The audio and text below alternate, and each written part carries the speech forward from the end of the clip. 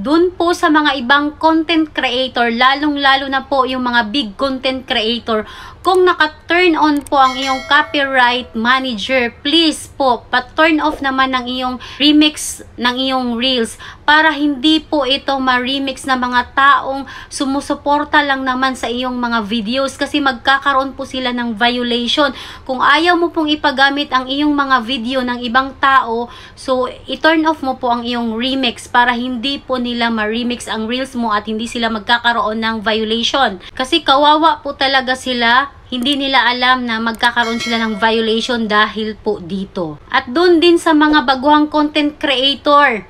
mag-ingat po kayo, mag-remix po kayo ng mga reels dun lang po sa mga kilala nyong content creator na madali nyong malapitan kapag kayo po ay nagka-problema sa copyright claim, kasi wala pong ibang makakatulong sa inyo kundi yung may-ari lang ng videong ni-remix nyo, kasi siya po ang nag-claim ng copyright issue or violation po sa inyo. Please pakikalat po ng videong ito para makaabot po ito dun sa content creator na nag-turn on ng kanilang mga copyright manager, and follow mo ko for more tips. Thank you so much.